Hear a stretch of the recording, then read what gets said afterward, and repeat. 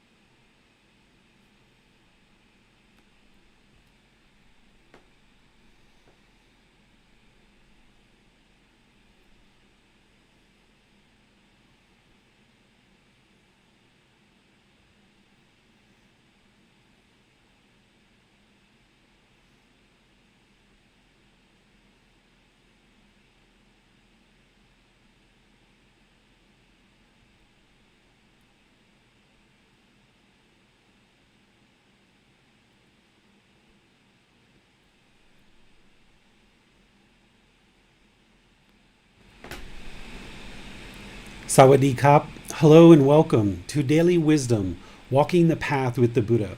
Today is Saturday, our Pali Canon and English study group, where we study the words of the Buddha. We're using this book series, Buddha Vajana, which means the words of the Buddha. And we're in volume 8 of this book, which is all about the sense faculties or the 6 sense bases. This is very important for the path to enlightenment, because in order to attain enlightenment, a person would need to eliminate the fetter or the taint or the pollution of sensual desire in the mind. And it's through the 6 sense bases or the 6 sense faculties that we understand fully what sensual desire is. And through learning, reflecting, and practicing the teachings around the 6 sense bases, a practitioner can more readily learn what these are and how to eliminate sensual desire from the mind, so that the mind can reside peaceful, calm, serene, and content with joy in this enlightened mental state that is permanent. As long as the mind has this longing with a strong eagerness, this craving, desire, attachment, through the 6 sense bases, it will continue to cause itself discontentedness. So today, we're going to be starting with chapter 23 of this book, and we're going to be moving through to chapter 44, accepting all the questions from all of you who've been learning and studying these teachings throughout the world. We're live streaming out to Facebook, YouTube. We're recording this for our podcast. We also have our Zoom virtual classroom and other places that we're streaming to in order to share these teachings of the Buddha out into the world, so that more and more people can learn and practice these teachings to be able to experience the results of a more enlightened mind and ultimately enlightened mind. The way that we start this particular class on Saturdays is with a meditation session. We come together and support each other in meditation, and we do a meditation session in order to kind of prepare the mind for learning. It really helps to calm the mind, to relax the mind, to clear out any clutter, so that the mind can be more focused, more concentrated, more clarity of mind, and also improve the memory and the retention of the teachings. So we're going to start our class today with a brief meditation session, and I'll just do some light guidance for that, because this particular class tends to attract students that have been studying a little bit longer with me than the other program that I offer, which is on Sunday and Wednesday, where we do the group learning program. And this is kind of a beginning to intermediate program where people will kind of build up their practice for 6 to 12 months, and then eventually move into this program, the Pali Canon and English Study Group. And some students choose to do both of these programs at the same time. So if this is your first time joining, you're welcome to stick around for the meditation. You're even welcome to stick around for the Pali Canon and English Study Group, because we'll be displaying the chapters on the screen so that you'll be able to learn right alongside of all the other students who are learning these teachings. And you're able to ask questions and learn. And then if you would like to join our group learning program, which is on Sunday and Wednesday, you can join that program, which is better to kind of build up your practice and build a real foundation. All the resources for these programs are offered completely free and open to everybody. This book actually is available for download in our Facebook group. If you go to Daily Wisdom Walking the Path with the Buddha and you go to the files section, you'll see this book in there and you can download it there. And then you can also download all the books for the other programs as well. So if you'd like to get involved in learning and online learning and building up your practice on a consistent basis through online learning and having an online community to support and encourage you, you're in the perfect place. And anybody who's been studying here for any length of time will be able to share with you that they've really made a lot of progress in their understanding and their learning. The condition of their mind is improving through these teachings. It just requires you to take the effort and energy to step forward and actually choose to investigate the teachings. So I'd like to welcome all of you, whether this is your first time joining or whether you've been in these online classes consistently over any significant period of time. So let's go ahead and get started with meditation, and then afterwards we will go ahead and take questions on any of the chapters from 23 to 44, which is the last half of this book of Buddha Vajana, Controlling the Sense Faculties. So if you'd like to get started in the seated position, that's where most people will kind of start off with learning meditation and doing meditation. This helps to keep the mind attentive and alert. There's also a lying position, standing position, and walking position as well. But typically in classes, we usually do the seated position. Go ahead and make your lower body comfortable, but not luxurious. Your upper body should be erect, and that will keep the mind attentive and alert during your meditation session, because you need to have an attentive and alert mind in order to train it. And meditation is an active, dedicated, purposeful training session where you're actively training the mind to either eliminate unwholesome qualities or cultivate wholesome qualities. And here with breathing mindfulness meditation, we're eliminating craving, desire, or attachment as an unwholesome quality, and we're arising mindfulness or awareness of mind. So keeping the upper body erect is going to keep the mind attentive and alert so we can accomplish those goals. Next, just place your hands and arms in a comfortable position. You can put your right hand over your left with your thumbs together, or you can just place your palms on your thighs or your knees, the armrest of a chair, whatever you choose. And then just close your eyes and start breathing in through the nose and out through the nose. You'd like to start establishing a nice, steady, consistent breath. Breathing in through the nose and out through the nose. For those of you guys that are familiar with chanting, I'm going to start chanting and you're welcome to chant along. And then afterwards, I'll do some more guidance to help us further our meditation practice.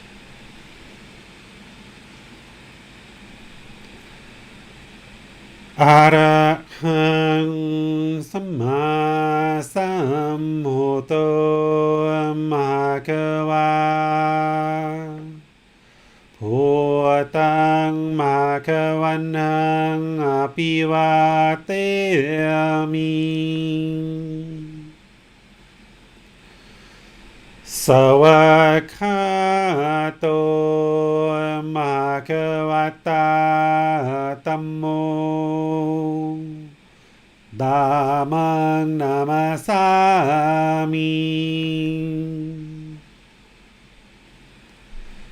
Supatipano Bhagavato Sāvaka Saṅkho Saṅghang Namami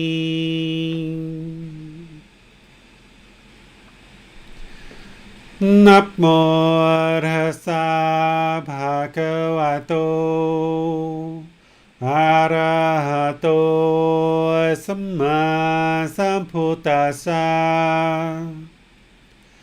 Namo Tassa Bhagavato Arahato โตสัมมาสัมพุทธัสสะ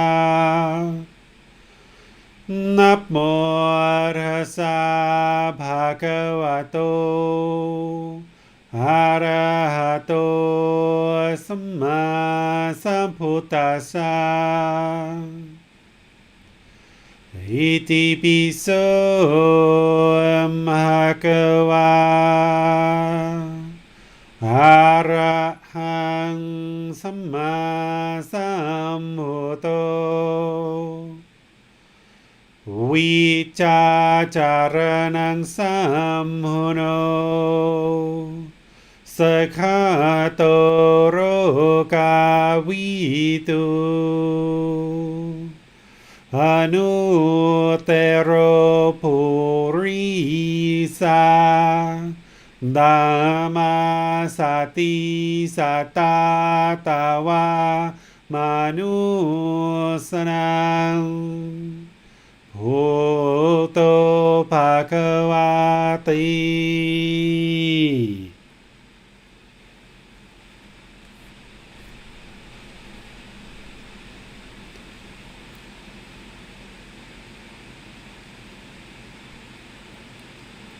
All right, you should be breathing in through the nose and out through the nose.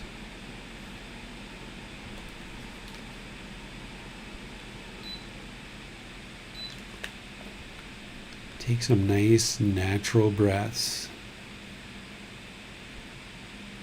Breathing in and out. The breath shouldn't be hurried. It shouldn't be rushed. It should be nice and steady, natural, consistent breath. Experiencing the full breath. Breathing in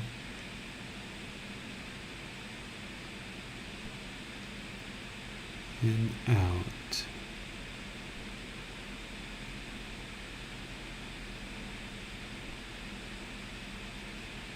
Breathing in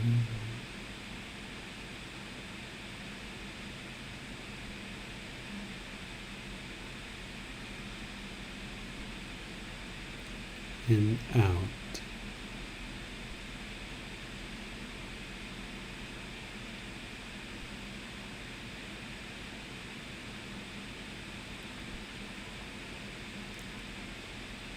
Wherever you notice the mind is not on the breath,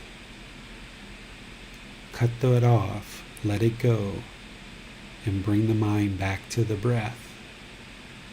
The breath is the present moment.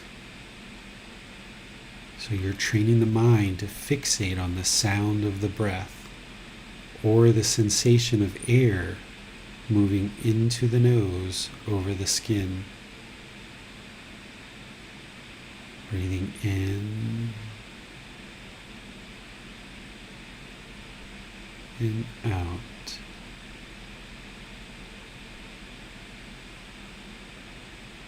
You have nowhere to go. There's nothing to do. No one needs you right now. Just focus on the breath. Breathing in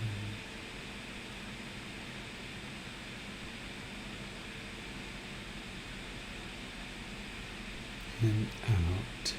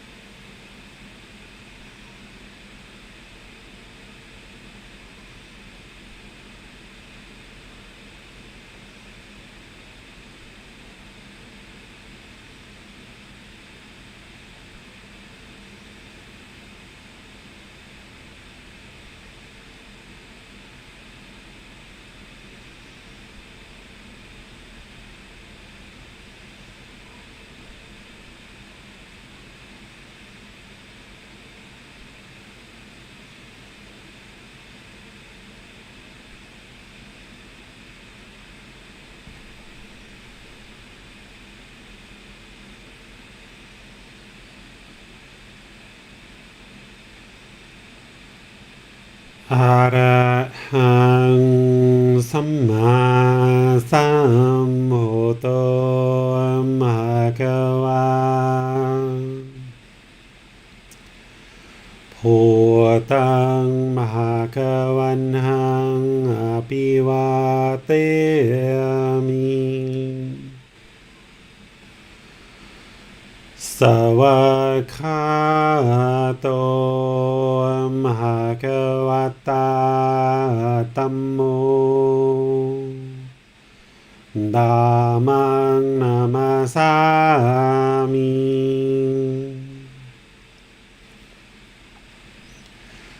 สุปฏิปันโนภะคะวะโตสาวกสังโฆสังฆังนามามิ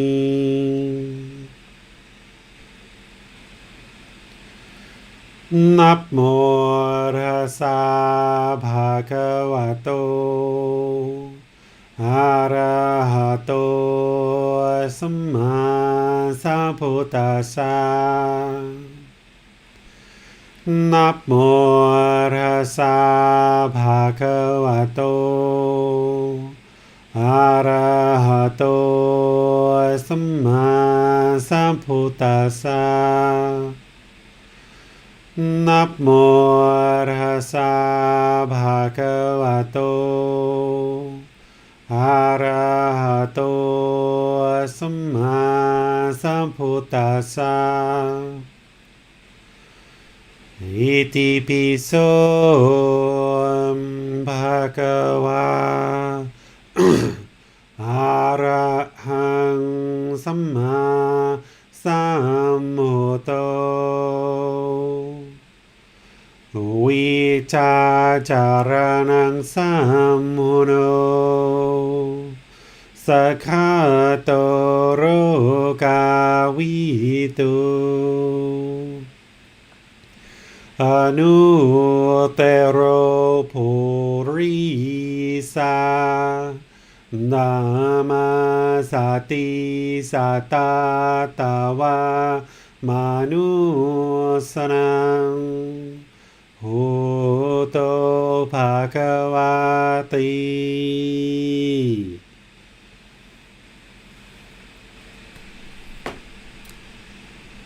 Okay, if you guys would like to slowly make your way out of meditation.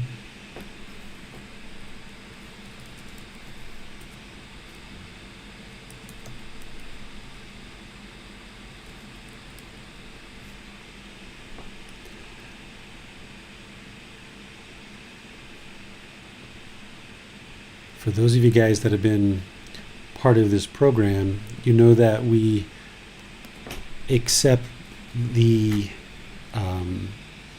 questions from all of you based on the readings of this book. Chapter 23 through 44 is where we are today. And typically what I do is I just allow all of you to ask any questions that you have as we are progressing in our class. And it's all guided on your questions, putting those into Facebook, YouTube, and Zoom through the comment section. And then our moderators, Manal and Bassam, will see those and get them asked during the class. And then in the Zoom virtual classroom, you can raise your hand electronically and ask any questions or follow-up questions directly.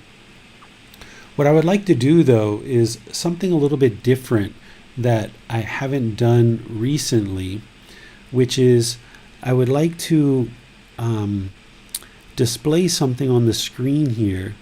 In addition to our book, I would like to, for the Zoom classroom, I would like to share something that will help us kind of get started in our class today. This is something that I've been working on for the update of the book Developing a Life Practice, The Path That Leads to Nibbana. It's going to be retitled as Developing a Life Practice, The Path That Leads to Enlightenment. It's going to be a second version of this book within this book series of the words of the Buddha. and I'm updating a bunch of the chapters and adding some new content. And one of the things that I added is this chart talking about the 6 sense bases, because this can be really helpful for you. And I'd like to kind of summarize what the Buddha is teaching in terms of the sense bases or the sense faculties as a way of kind of getting our class started today, but also as a way of just helping you to understand what the Buddha is really teaching in terms of the 6 sense bases or these 6 sense faculties. He talks about these internal sense bases, which are the eyes, the ears, the nose, the tongue, the body, and the mind. For those of you guys that are in Zoom, you're seeing this on your screen. For Facebook, YouTube, and everywhere else, if you guys would like to come into Zoom, you'll be able to see what I'm discussing here. The internal sense bases are the organs that are basically taking in certain content. And what the eyes are seeing is they're seeing certain forms, some physical form. The ears are hearing some sound. The nose is smelling some odor. The tongue is tasting some flavors. The body is coming into contact with some physical objects. And the mind is recognizing some mental objects or some mental states. That's what this internal sense base of the mind is doing, is it's thinking about certain feelings or thoughts or mental states. That's what a mental object is. Well, this whole aspect of the sense bases and why you see it in the Buddhist teachings is because he's guiding us to this peaceful, calm, serene, and content mind with joy, where the mind has eliminated this craving, desire, attachment, this anger, hatred, ill will, this ignorance, delusion, or unknowing of true reality. Because as long as the mind is craving, desiring, attached, as long as there's this mental longing with a strong eagerness where the mind's pulling towards something, the mind can't be peaceful, calm, serene, and content with joy, because it always wants some external thing. And as long as the mind's chasing the objects of its affection, then it's going to always experience discontentedness, because it's basing its inner feelings on some external condition. Here, the Buddha is teaching the 6 sense bases as central desires. This is where the mind is longing through the eyes, for example, for some agreeable form. It wants to see some agreeable form because it wants pleasant feelings. So the mind might want to see a beautiful life partner or handsome life partner. It may want to see a beautiful car, a beautiful house. It wants to see a sunny day, right? That's agreeable to the mind, to see this sunny day outside. And that mind experiences pleasant feelings when it's sunny. But the problem is that the sun is impermanent. And if the mind bases these pleasant feelings, these inner feelings, on this external impermanent condition, then when it's no longer sunny, the mind's going to experience painful feelings, sadness, anger, frustration, irritation, annoyance. So what the Buddha is teaching through these 6 sense bases is to eliminate this chasing or this longing, this yearning for agreeable forms through the eyes, to create pleasant feelings internally. Because as long as you welcome those pleasant feelings and you chase them, then that is basing your inner feelings on some external condition. And when you do that, it's only a matter of time before that impermanent external condition is no longer there. Therefore, when that impermanent external condition no longer exists, it's then going to experience painful feelings, because it's basing its pleasant feelings on these external impermanent conditions. It's going to then experience these impermanent painful feelings based off of some external condition. So if the mind longs for seeing sunshine through the eyes, and that's agreeable to the mind, and it takes much pleasure and happiness, excitement, and elation when it's sunny, it's only a matter of time before it's rainy or cloudy or some other condition, and the mind no longer is getting what it wants, it no longer is getting what it craves, it no longer gets what it's yearning for, so therefore it's going to experience these painful feelings. And that's where the mind becomes frustrated or irritated or annoyed. And this is just with the eyes. And we can go through countless examples of how the mind is longing for pleasant feelings through the eyes. And then when it doesn't get that, it meets with the disagreeable, it's going to then experience painful feelings. The same thing with the ears. The mind is longing for pleasant sounds through the ears. It wants to hear people compliment you and tell you kind things and respectful things and wonderful things about you or your appearance or something else. You want to hear pleasant music and hear pleasant things. But then when the mind hears things that are disagreeable, where somebody either disagrees with you or maybe someone's disrespectful to you or unkind, you hear music that you don't like, you hear a sound that you don't like, it's disagreeable to the mind, so therefore it's going to experience painful feelings, anger, frustration, irritation. So as long as the mind is longing through the ears for pleasant sounds, agreeable sounds, to create these pleasant feelings of happiness, excitement, elation in the mind, it's basing its inner feelings off of external conditions. And these external conditions are impermanent.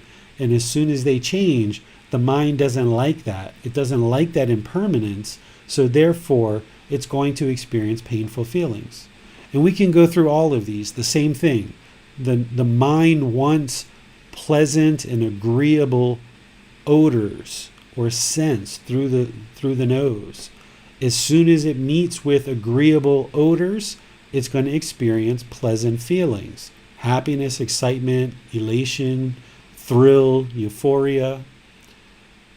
And then when it meets with disagreeable odors, maybe somebody smells, or maybe your house smells, or maybe the bathroom smells at a public restroom that you go into, the mind's going to feel that that's repulsive, it's disagreeable, and the mind's going to want to push it away. And it's going to become frustrated or angry or annoyed because of this disagreeable odor. Same thing with the tongue. The mind wants this pleasant, agreeable flavors. And then when it tastes something that it doesn't like, then that's disagreeable to the mind, and therefore it's going to experience painful feelings. Same thing with the body, physical objects. It wants certain fabrics or certain lotion or certain things on the body. Doesn't mean these things are wrong or you can't have nice clothing or nice lotion. It just means that if the mind is longing for it and chasing after it and craving it, yearning for it, longing for it, wanting it to be permanent, then when it's not there, the mind's going to experience painful feelings. So if you enjoy having nice fabrics and you enjoy having lotion and other physical things, or forms or sounds or odors or flavors, all these other things, if you enjoy those things, you can still enjoy them. That's not the problem. The problem is if the mind chases after them, thinking that this agreeable form, sound, odor, flavor, physical object or mental object, if I just get that, it will make the mind satisfied. But it's only satisfied temporarily with those pleasant feelings because it's basing its inner feelings on some external condition. And as long as the mind is longing and chasing after the objects of its affection, it's going to experience painful feelings. So you can still enjoy nice music, for example, but you have to train the mind that these pleasant sounds that you're hearing in music are going to be over at some point, and you're going to experience some sound, either someone's voice or some music or screeching of tires of someone getting ready to get into an accident, or maybe if a crying baby is disagreeable to your mind, you're going to experience some disagreeable sound at some point. And you have to train your mind that when that happens, to not be repulsed by it and try to push it away. So all of these internal sense bases are longing, the mind is longing through these internal sense bases. It wants agreeable external sense bases. And if it gets it, it experiences pleasant feelings. And then if it doesn't get it, it's going to experience the disagreeable, therefore it's going to experience painful feelings. So I thought I would start our class off with that so that whatever questions you guys ask regarding the chapters in our book, that it comes back to this and you understand kind of the overall teachings that the Buddha is explaining here, is that as long as we chase these pleasant feelings through these internal sense bases, craving these external sense bases, then the mind's going to experience pleasant feelings, impermanent pleasant feelings. Therefore, it's going to experience painful feelings, and neither painful nor pleasant. So let me open up to see if you guys have any questions on this, and then we can go into the chapters 23 through 44. I believe Basam had a technical question to review with you. Okay. Sure. Maybe there's a problem on the stream on Facebook. It's not playing. My side is showing that Facebook is streaming.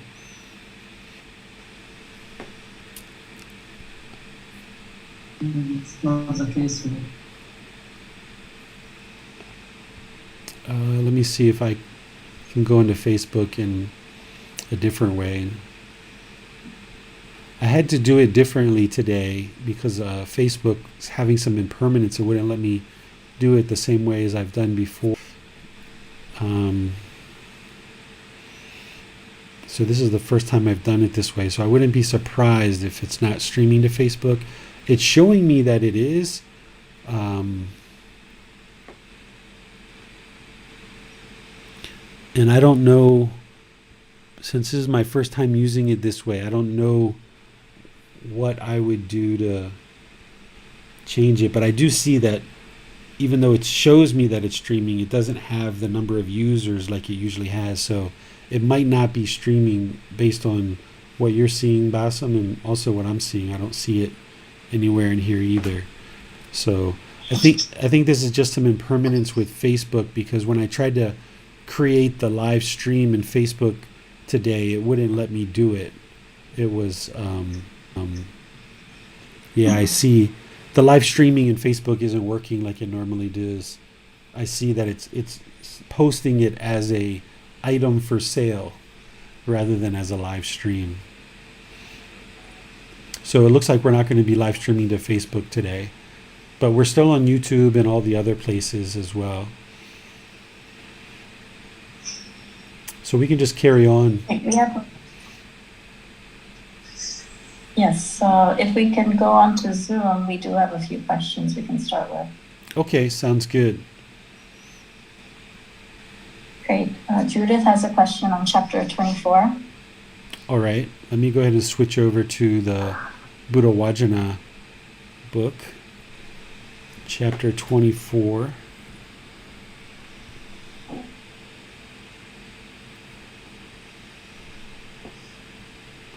Let's see.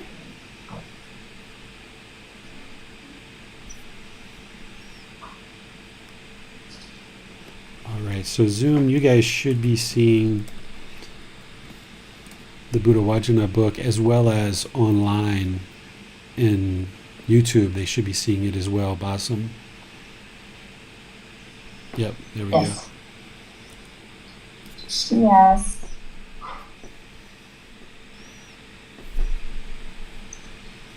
When the mind is not concentrated, phenomena do not become manifest. Because phenomena do not become manifest, one is reckoned as one who dwells negligently.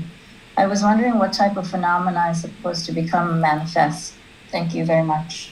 Okay, so I changed the wording here quite a bit to help students understand what's being discussed here. Let's read what I have updated the translation for, because I think this is going to help you, Judith. And then we can talk about it if you like.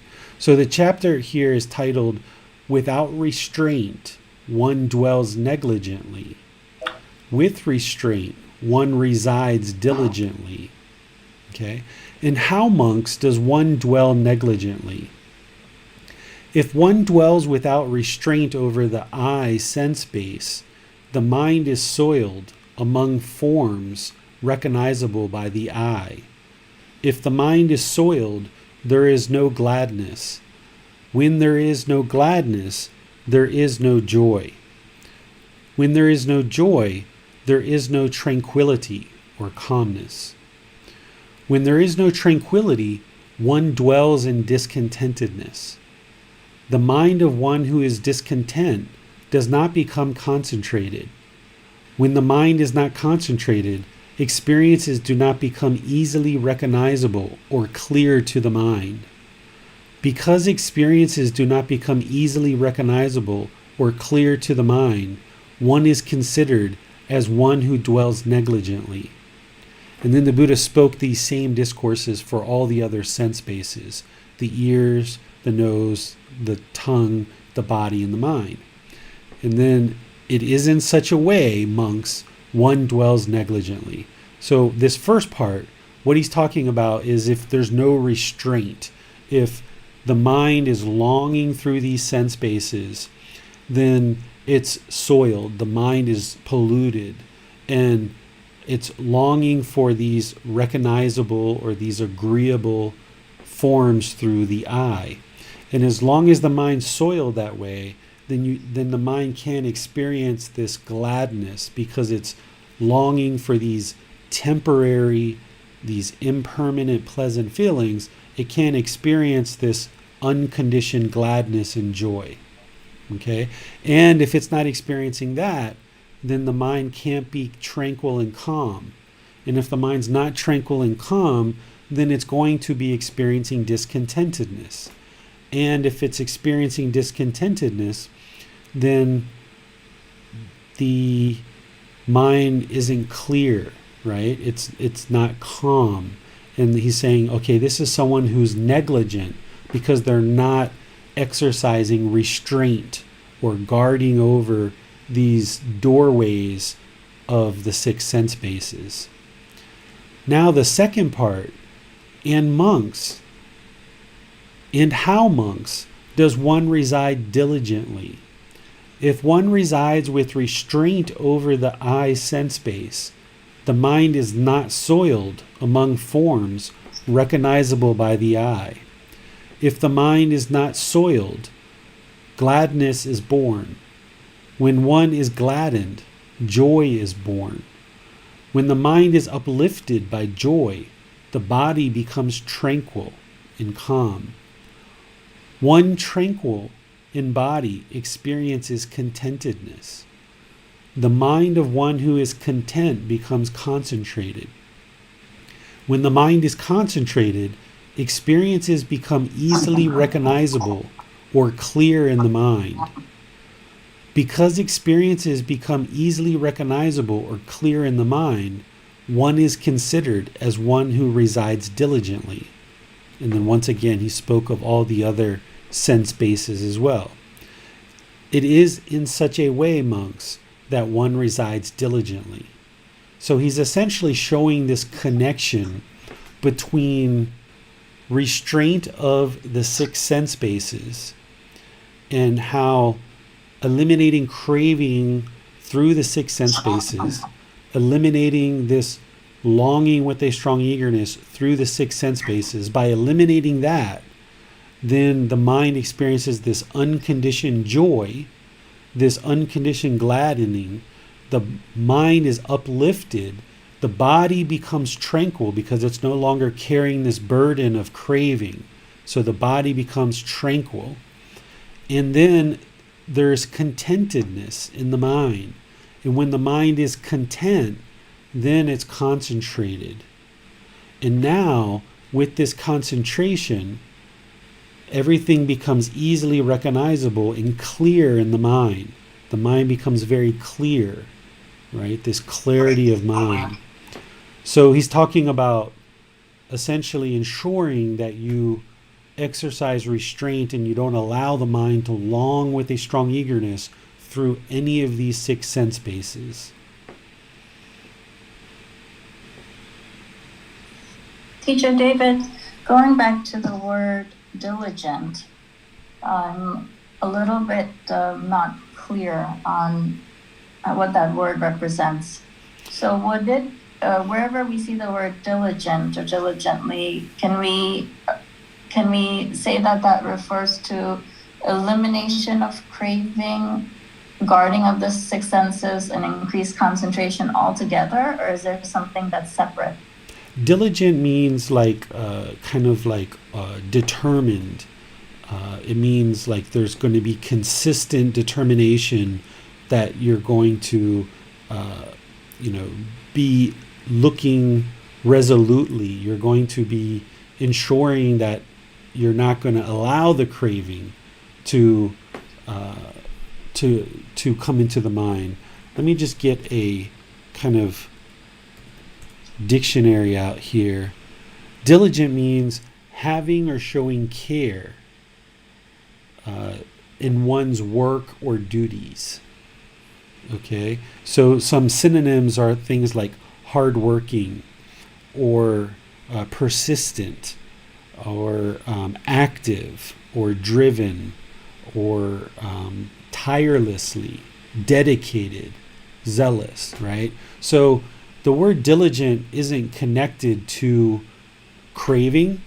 It's more about the quality of mind that you're going to be tirelessly and effortlessly applying effort and energy to be determined to ensure that you're cutting off any kind of craving through the six sense bases, and you're restraining the mind, not allowing it to crave.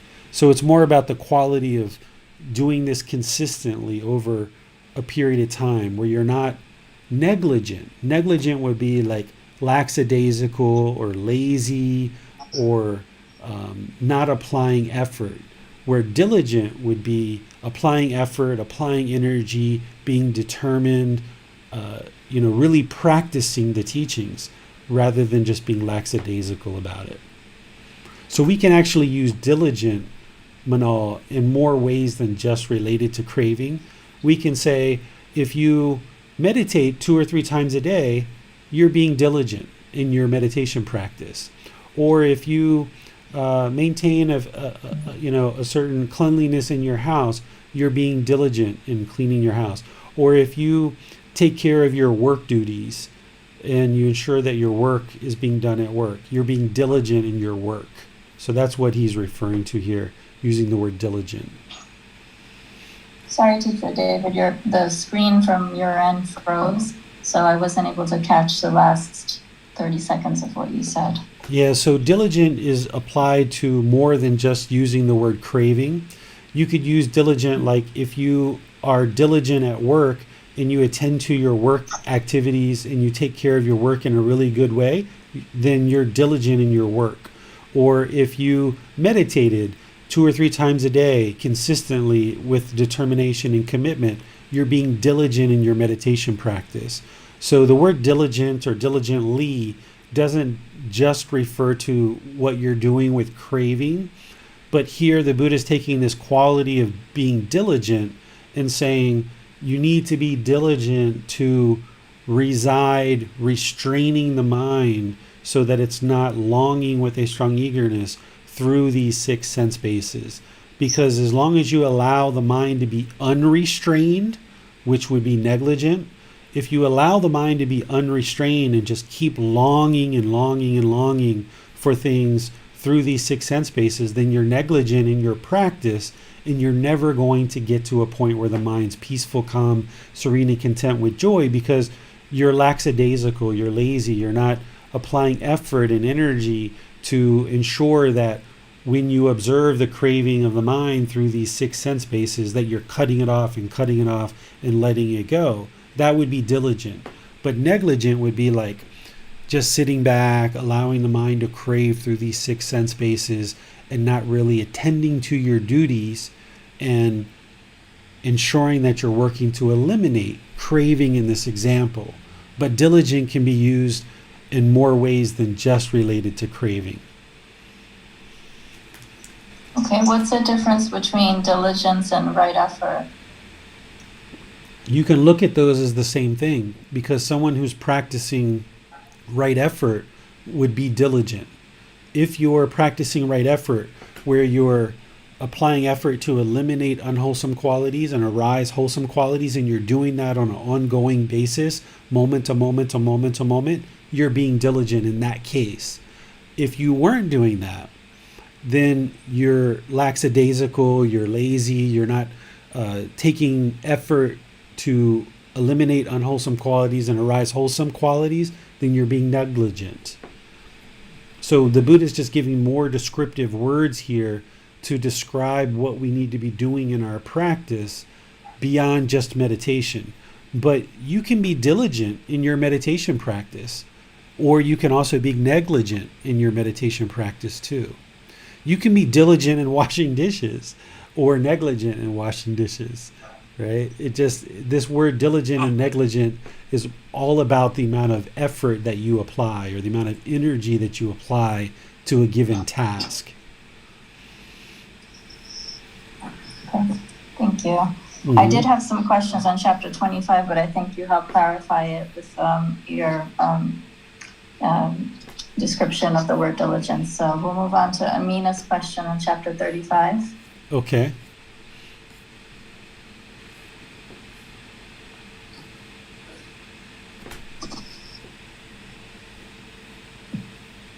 Amina asks, a question from chapter 35. Can we review the concepts of not amassing and not kindling with examples if there is time today? Sure. Let's first talk about the five aggregates, because here the Buddha's referring to the five aggregates. The five aggregates are different than the six sense bases. You guys should have a somewhat decent understanding of the six sense bases at this point. The five aggregates are form, the physical form. This is what makes a human being a human being. The physical form, the feelings, right? The feelings, the painful feelings, pleasant feelings, feelings that are neither painful nor pleasant. The perceptions, how we perceive things, either falsely or rightly, seeing true reality, but perceptions, we kind of perceive things a certain way around us. Then the fourth one is volitional formations, which are decisions or choices. And then the last one is the consciousness or the mind. These are the five aggregates. This is what makes a being a being. If there's not form, there's not feelings, there's not perception, there's not choices or volitional formations, and there's not a consciousness, then there is no being, right? So like a tree has physical form, right? But does it have a consciousness, for example? Does it make choices? Is it able to just get up and walk away, right? That's why a tree, while we may consider it to be alive and we talk about it as being alive, it's not a living being, right? Because it doesn't have these five aggregates. It doesn't have all five of them, okay? But human beings, we have all five aggregates, and animals have all five aggregates. But a being that's in hell or afflicted spirits or heavenly realm, they don't have all five aggregates because they don't have the form aggregate. Okay? So a being is a being when it has form, feelings, perceptions, volitional formations or choices and decisions, and consciousness, a mind. So now the Buddha is talking about going through here. We'll just read it. I think it's a pretty long one if I remember correctly. Yeah, it's pretty long. We'll read portions of it so that we can get an understanding of what the Buddha is talking about. Now, Amina's question was about what does it mean to amass or not amass, right? Is that what she asked, Manal? Yeah. Okay. Not amassing and not kindling. Okay. So what the Buddha is talking about here, before we go through it, when he talks about amassing, he's talking about when there's craving, desire, attachment, then the mind is accumulating this longing with a strong eagerness, and it's going to amass these five aggregates. It's going to experience rebirth. The mind, in addition to craving through these six sense bases, the mind can also cling or hold on to the five aggregates. And this is where people are afraid of death, because they're holding on to this physical form. They're holding on to certain feelings or certain perceptions or certain decisions, certain our consciousness. This is what causes the mind to be discontent, is it's holding on and it's amassing these five aggregates. And this is why beings are stuck in this cycle of rebirth, because they keep amassing and they keep accumulating this craving and this clinging, which keeps creating these five aggregates to be amassed over and over and over again. But let's read through this, and I'll stop a couple places and explain it. So the title here is "One who dismantles, not builds up, abandons." Right? So dismantling, craving, and clinging does not build up. We abandon, we let go. And not clings to the five aggregates, right? If you don't cling to being a human being and cling to all of this stuff, the mind can let go and be liberated. But as long as the mind's holding on, it's going to not be liberated. It's not going to experience peace, calm, serene, and content with joy. It's going to experience discontentedness because it's holding on. And one of the things it's holding on to is these five aggregates. Monks, those ascetics and Brahmin who recollect, meaning recall or remember, their countless past lives, are all recollect the five aggregates subject to clinging, or a certain one among them. So the Buddha here is talking to his disciples, his students, but there's other ascetics who are thinking that they're on the path to enlightenment. They're studying with other teachers, and they're not always studying with the Buddha. It's only the dedicated, diligent practitioners who are studying with the Buddha that he's addressing here. He's saying, hey monks, those other ascetics and those Brahmin, because these Brahmin are priests who are essentially practicing what we call today Hinduism. He's saying, okay, if they recall their countless past lives, then they're remembering the five aggregates and they're subject to clinging, right? And then the Buddha says, what five?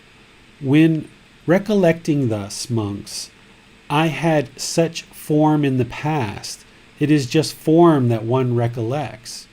When recollecting, I had such a feeling in the past, it is just feeling that one recollects. When recollecting, I had such a perception in the past, it is just perception that one recollects.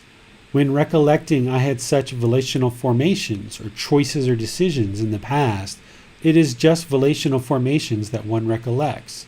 When one recollects, I had such consciousness in the past, it is just consciousness that one recollects. And why, monks, do you call it form? It is deformed. So this is where he's giving a definition of what is form. It is deformed, monks. Therefore it is called form. Deformed by what? Deformed by cold, deformed by heat, deformed by hunger, deformed by thirst, deformed by contact with flies, mosquitoes, wind, sun, and serpents. It is deformed, monks. Therefore it is called form. Basically what he's talking about here is the impermanent nature of the physical body. And he talks about form in other places too. Here he's just referring to it in this way.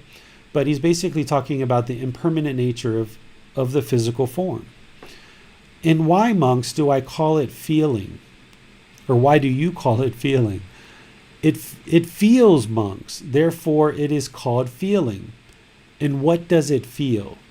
It feels pleasure. It feels pain. It feels neither pain nor pleasure. It feels, monks. Therefore, it is called feeling. So he's describing discontentedness there. And why, monks, do you call it perception? It perceives, monks. Therefore, it is called perception. And what does it perceive? It perceives blue. It perceives yellow. It perceives red. It perceives white. It perceives, monks, therefore it is called perception. So perception is a certain quality. So if you have a certain neighbor and you perceive him as being angry or frustrated, that could be just your perception. It might not be true, or it might be true, but it's a certain quality of the object. So here he's saying perceiving blue, yellow, red, white. He's just giving these examples. But essentially what a perception is you are qualifying a certain object and you're giving it a certain quality. In this case, he's using colors, but you can perceive things with all different types of qualities. You can perceive objects with all different types of qualities. You can perceive a certain situation in one way, and another person can perceive it in another way. This is why when there's a crime and there's two witnesses on the witness stand, one witness can perceive it one way and one witness can perceive it another way, because our perception is impermanent and it's not 100% the same from person to person. And why, monks, do you call them volitional formations? They construct the conditioned, monks, therefore they call it volitional formations, choices, decisions. And what is the conditioned that they construct? They construct conditioned form as form. They construct conditioned feeling as feeling. They construct conditioned perception as perception. They construct conditioned volitional formations as volitional formations. They construct conditioned consciousness as consciousness. They construct the conditioned, monks, therefore they are called volitional formations or choices or decisions. This is the way that we condition our choices on external things. And why, monks, do you call it consciousness? It recognizes, monks, therefore it is called consciousness. This is the mind. Consciousness is the mind. And what does it recognize? It recognizes sour. It recognizes bitter, pungent, sweet, sharp, mild, salty, bland. These are the tastes that the tongue can recognize, right? And he's just talking about the tongue here, but consciousness is the mind or awareness of mind. It recognizes, monks, therefore it is called consciousness. Therein, monks, the instructed noble disciple reflects thus. When he says instructed noble disciple, he's talking about someone who's really well developed in his discipline. If someone's noble, then that means they're very wise and they've been instructed and they've gotten lots of training. So he's getting ready to say what is the way of practice that we should all aspire to practice. So therein, monks, the instructed noble disciple, like the best students of mine, reflects thus: I am now being consumed by form. In the past too, I was consumed by present form. If I were to seek excitement in future form, then in the future too, I shall be consumed by form in the very same way that I am now being consumed by present form. So this form, it's like you're just existing, right? There's really nothing here other than just this physical form in this mind. And there's really nothing going on here of real any value. Having reflected thus, he becomes indifferent towards past form, meaning like, I don't really care if I existed in the past or not, right? It doesn't matter to me. He does not seek excitement in future form, meaning I don't have craving or pleasant thoughts about existing in the future. And he is practicing for the distancing towards present form, meaning getting away from existing in this present form, for its fading away and elimination, working to eliminate birth, because if there's birth, then there's going to be sickness, aging, and death, which means there's going to be discontentedness. So similar discourses were spoken on each of the 5 aggregates. What do you think, monks? Is form permanent or impermanent? Here he's going to try to start helping people see why you shouldn't be attached to these five aggregates. Why hold on to these five aggregates? Because they're not permanent. So what do you think, monks? Is form permanent or impermanent? Impermanent, venerable sir. Is what is impermanent discontentedness or contentedness? Discontentedness, venerable sir. Is what is impermanent discontentedness and subject to change, fit to be regarded thus? This is mine. This I am. This is myself. So he's helping them to see that there is no self, that this physical body doesn't belong to you. It's impermanent. And as long as you hold on to this impermanent physical body and form, there's going to be discontentedness. So is this physical form you? Is it mine? Does it belong to me? Is this myself? No, venerable sir. So this physical body, it's not me. It's not who I am. It's not myself. So he went through all the other aggregates as well, because this physical form isn't me, the feelings in the mind isn't me, the perceptions in the mind isn't me, the choices or volitional formations isn't me, and the consciousness or the mind isn't me, right? So none of these five aggregates are you. Even though it's a human being, it's not you. It doesn't belong to you. It's not mine. This isn't who I am. It's not myself.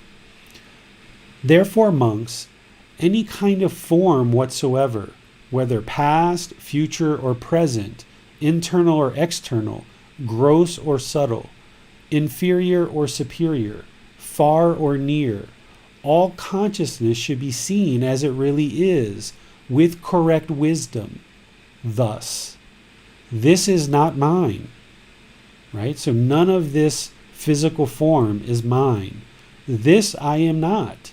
This is not myself. This is not who I am. None of these five aggregates are who I am. This is called, monks, a noble disciple who is dismantling and does not build up, who abandons and does not cling, who scatters and does not amass, who extinguishes and does not inflame. So the more you separate and distance the mind from thinking that these five aggregates are you or that they belong to you, you're dismantling, you're not building up, you're abandoning, you're eliminating clinging, you're scattering, you're not amassing, you're extinguishing, you're not inflaming, right? And what is it that he dismantles and does not build up? He dismantles form and does not build it up. He dismantles feeling, perception, volitional formations, consciousness, and does not build it up. And what is it that he abandons and does not cling to? He abandons form, right? Feeling, perception, volitional formations, consciousness, right? So we could keep on going through this. It's quite long, but I think Amina's got an understanding, and if you don't, Amina, ask a follow-up question, that what you're dismantling here is you're basically separating the mind from thinking that any of these five aggregates are you or who you are. And the more that you distance yourself from them and you don't hold on to them and cling to them, the more the mind is abandoning, and it's not going to amass these five aggregates in some future life. We'll be able to extinguish existence. Therefore, we no longer are born, no longer experiencing discontentedness, so there'll never be any more sickness, aging, and death. We'll eliminate this cycle of rebirth. That's what he's getting to here.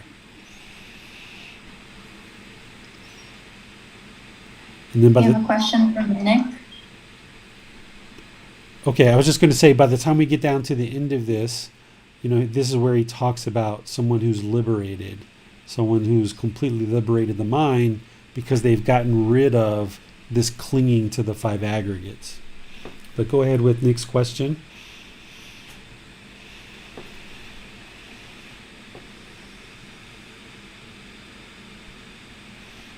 Can you hear me, Manal? Looks like you're frozen up now. You got the Okay. question there, Bassem? Yes, good teacher. Next, Nick asking, saying, Teacher David, in chapter 35, would you be so kind as to explain the volitional formations paragraph? Sure. So volitional formations. So here, this is basically that if you make your decisions and construct them based on conditioned experiences, then you're not necessarily going to be making the wisest choice, right? So you need to get to a point where you can see true reality, right? I know Nick has a son who's about the same age as my son, maybe a little bit younger. So I'll give an example. And I think that's what Amina was asking for too, was some examples. I'll give an example here that we need to maintain our decisions based on true reality, right? So if we walk into a room and we see our child there and there's something that we would consider not helpful, like say there's a big mess in the room, if we just walked in and we started yelling and hollering at our child because there's this big mess in the room, of course we know that's wrong speech, right? But where that's coming from is it's coming from, of course, the craving, anger, and ignorance, but it's also coming from this false perception. We walk into the room and we perceive that our child has made a mess. And that might not be the case. We have to take things slowly and we have to make wise choices, and we need to ask questions. If we just walked into the room and we assumed that because there was a mess and because our child was sitting there, they caused the mess, then we're making an assumption because we didn't see the mess get created. So what we've got to do is we've got to be wise practitioners and we've got to ask questions. Okay, I don't know Nick's son's name, but we'll just come up with a name. Okay, Mikey, I noticed there's this mess here. What happened? And what you might find out is Mikey just walked into the room and the mess was already there, right? But if we assume, then we're going to potentially have this conditioned falseness in our perceptions, and therefore we're going to start making decisions based on these false perceptions. And when we do that, then we're causing ourselves a lot of unwholesomeness because we're making decisions based on assumptions. So we should never assume. We should always try to remove any conditions of our own craving, anger, and ignorance and work towards discovering the truth and seeing true reality. And one of the best ways to do that in this particular example is to slow down, to ask questions, and to understand what happened, and then just take active decisions to improve the situation. Because the mess is impermanent, it doesn't make sense to be angry or frustrated or irritated that there's a mess, because we all make messes. That's kind of the way that we all are, is we're going to make a mess sometime. So that's what volitional formations are, is they're choices or decisions, and we shouldn't construct them based on conditioned feelings or conditioned perceptions. They should be made based on seeing true reality.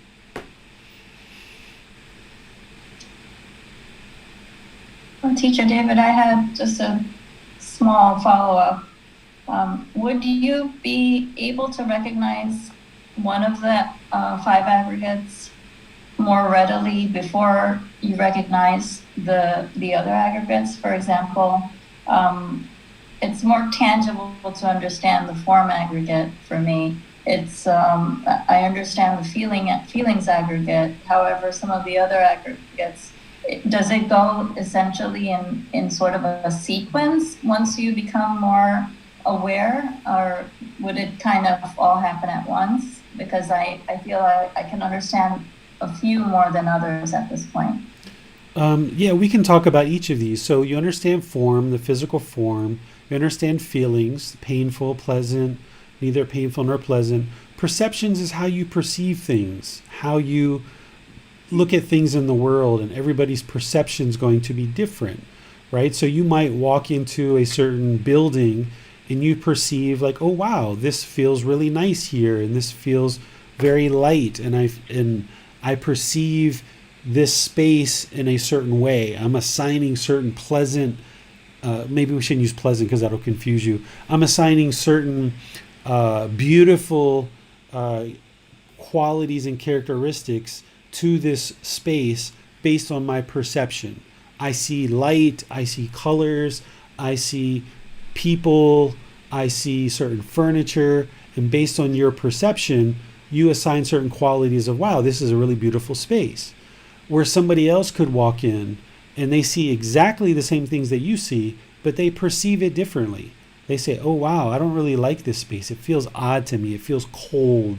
It feels harsh. I don't really enjoy being in this space. Well, it's the same space, but the mind has perceived it in different ways because it's assigning different attributes or different qualities to this space. So that's what perception is how we perceive things in the world. Volitional formations, it's a word that just means choices or decisions. It's just the decisions that we make.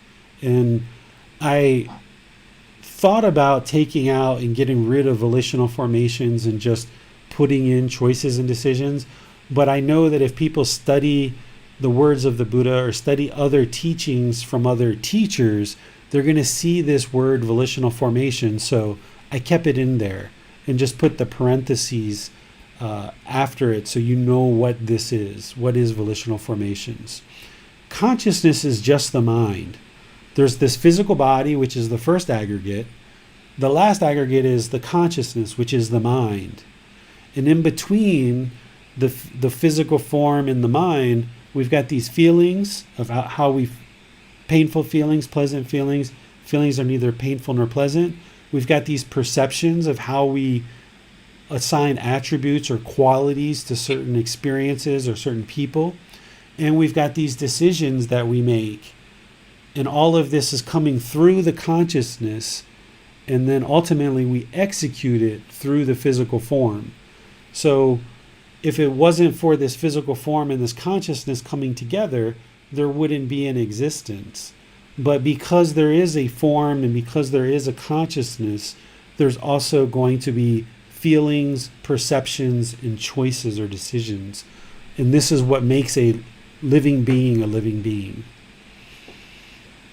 So to clarify, the fifth aggregate of consciousness, the mind, would it be the same as the sixth sense in your sixth sense basis of the mind? The six sense bases are the organs. So it's the eyes, the nose, the tongue, the bodily contact, the ears, and the mind. But that mind, that sixth aggregate, that's what the Buddha is talking here about consciousness. It's essentially the same thing. Consciousness is awareness, where the mind itself is almost like this intangible object. But the consciousness is like the awareness. The mind, the consciousness is in this object of the mind. But you can also think of these as the same things too, if you would like to kind of make it more simple. Okay, that's all the questions on Zoom. We'll go to Basam now. Okay, thanks. First question, teacher, is from chapter 35, at the end of that chapter. Okay. Maybe at the last 2 or 3 paragraphs. Yes. There's a mention of, when a monk is just liberated mind, together with Indra, Brahma, and Pajipati, if I'm pronouncing it correctly. Are these heavenly beings? Yes. So during the lifetime of the Buddha, the Brahmin priests, they respected Brahma, and what we consider to be God now, they kind of referred to that being as Brahma. But they also had many, many, many gods during the lifetime of the Buddha. So Brahma was kind of like the main primary god of all gods. They call him the great god or the great Brahma. So we might think of that person as today, if you think of there just being one god, you might think of Brahma as being that one god. Okay. Next question is from chapter 39. 39, okay.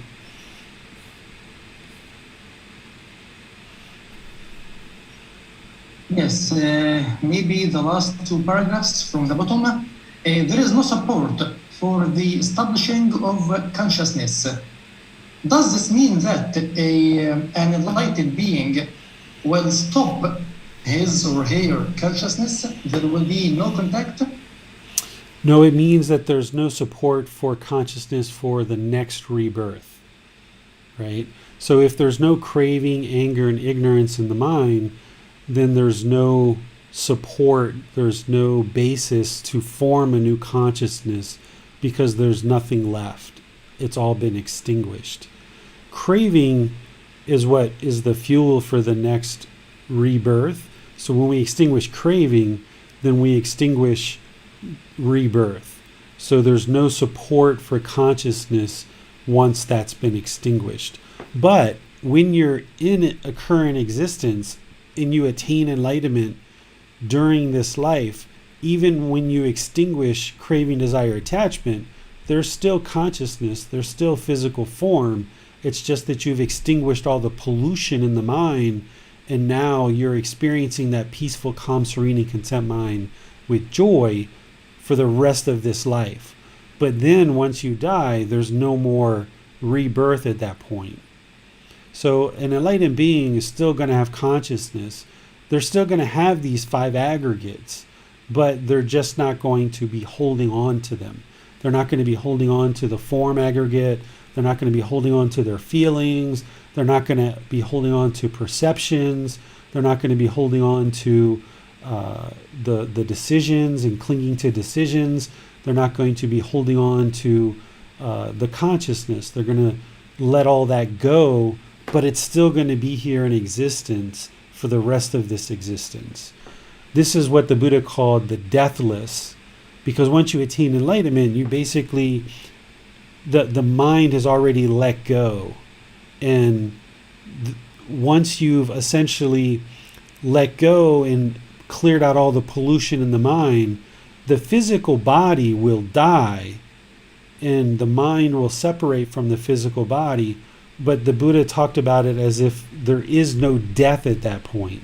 Even though the physical body is dying or has died, it's like you're not really experiencing death in the same way as an unenlightened being, because there isn't going to be any more rebirth.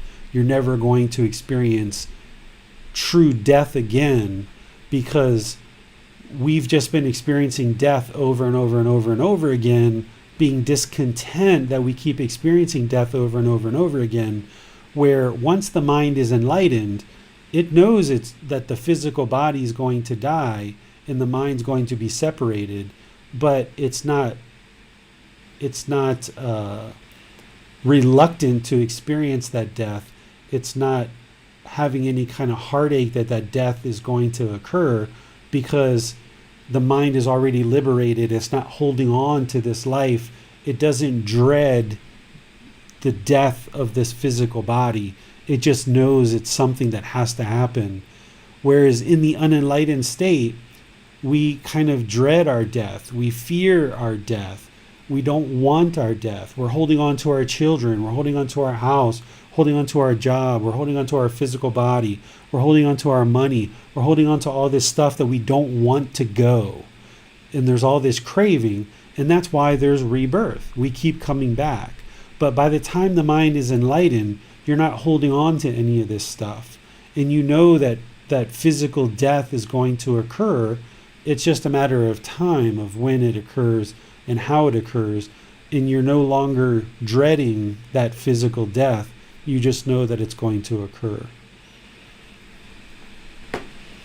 So, an enlightened being will still also experience feelings, pleasant feelings, painful feelings, and feelings which are neither pleasant nor painful.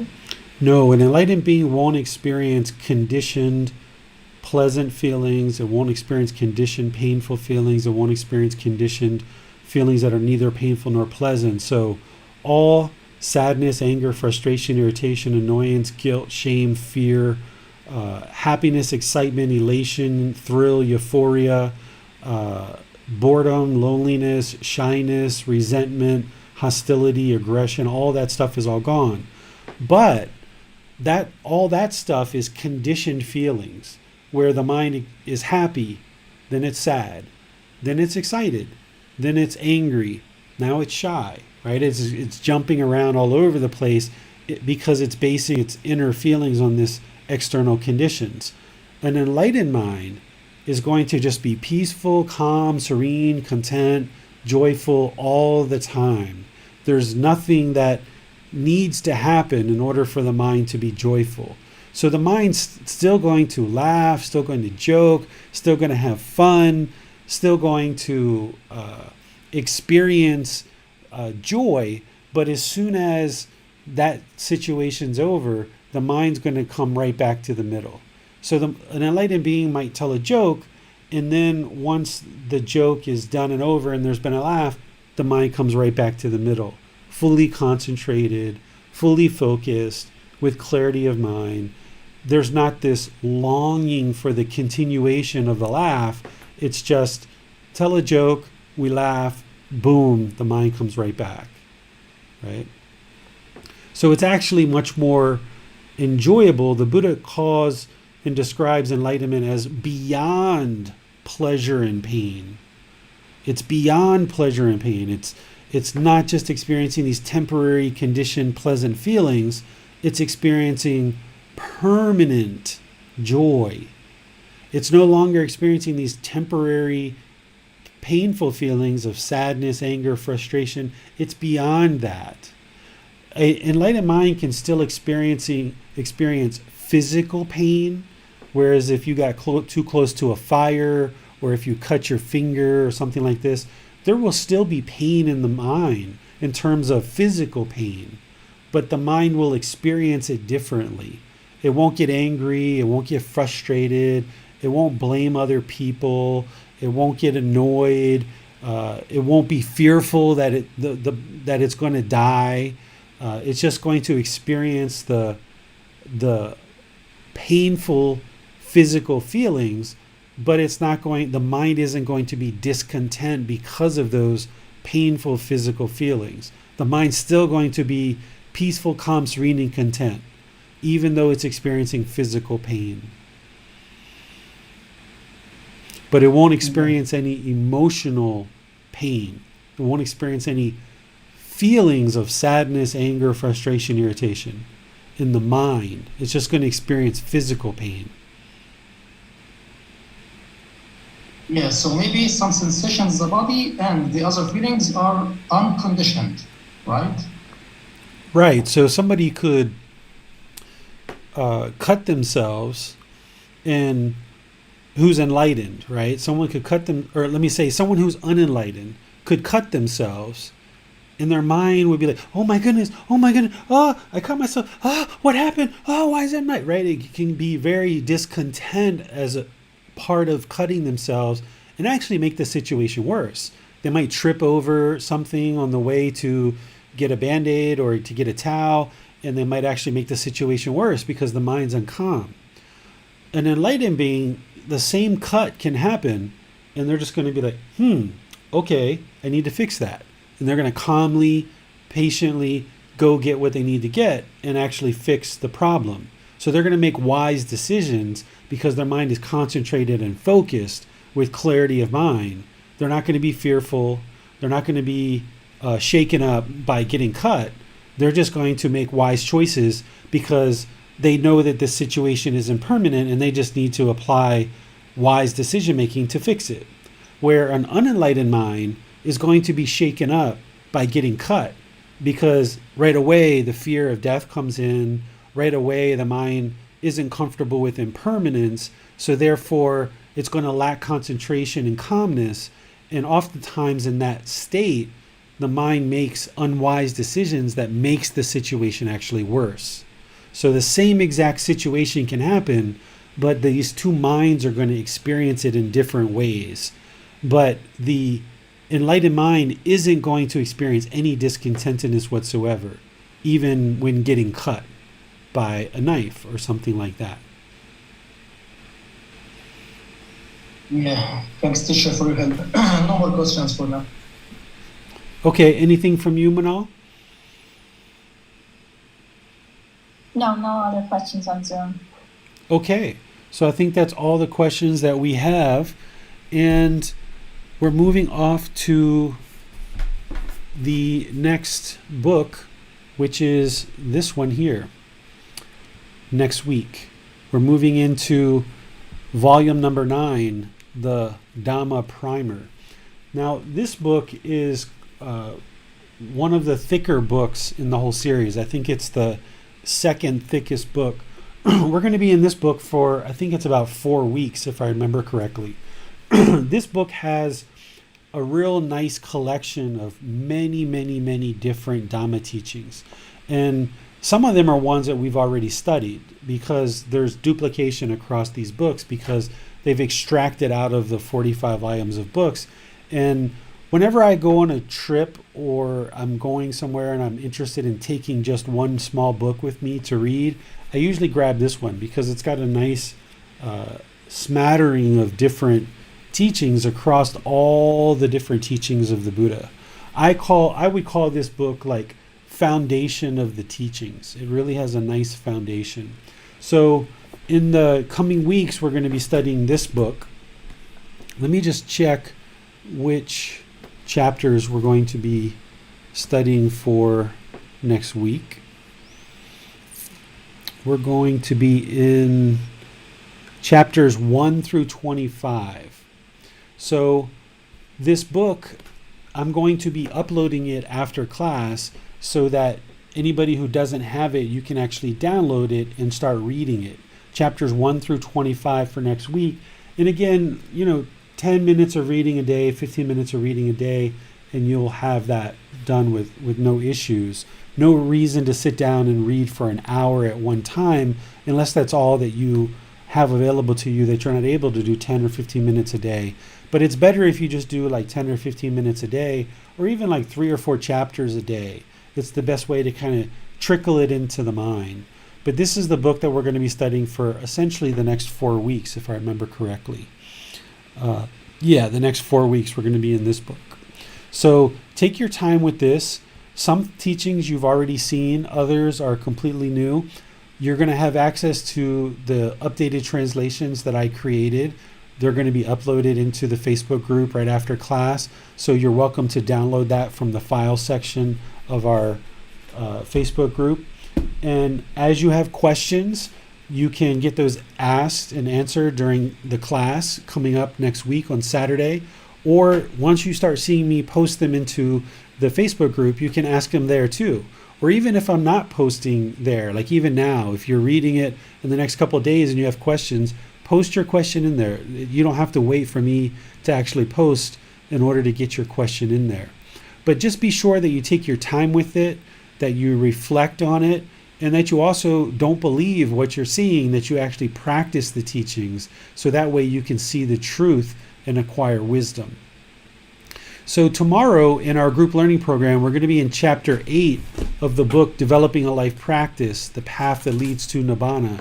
This is the 3 poisons. This is where we talk about craving, anger, and ignorance, or greed, hatred, and delusion. We're going to be talking about that tomorrow in tomorrow's class. And then next Wednesday, this Wednesday coming up, we're going to be doing breathing mindfulness meditation as a class together and doing meditation in our group learning program. And we'll put everything together with our chanting and our breathing mindfulness meditation. And then, of course, open up to any questions related to any teachings that you guys are learning or you're investigating and you have any questions. We'll open things up in our class on Sunday and Wednesday for those as well. So thank you all for joining. I appreciate the diligence and the determination and the dedication to learning and practicing these teachings, the more that we dive into these, the more that you're hopefully seeing that things are getting more and more clear. If not, when we restart this program in a few months, the books that I'm updating the translations for, those will be published by then and you can download them. And what I'm doing is I'm updating the translations of the Buddhist words, but then underneath of that, I'm putting in my thoughts to help you understand the teachings. And this might actually help you a bit more, that when you repeat this program, that you not only have the Buddha's words with updated translations, but you also have my thoughts of how you can think about those teachings and help you further in your own independent study. We'll still have these classes and give a chance for you guys to ask questions, but you're going to have more content available to you when we restart this program, because you're going to have updated translations and you're going to have my thoughts written out very clearly of how to understand the actual Buddhist teachings piece by piece by piece. And that should really help your learning as you go through this program again. So I'll see you either Sunday, Wednesday, or next Saturday. And until then, have a very lovely rest of your day. Sawadee khap.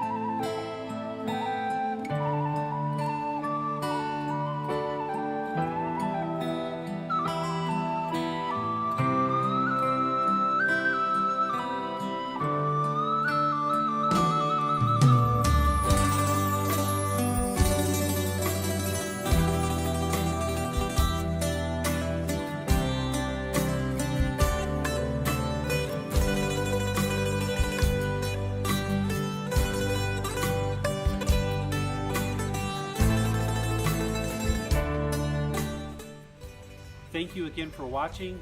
Enjoy your meditation. Look forward to seeing you online and answering any questions that you might have. Thank you so much.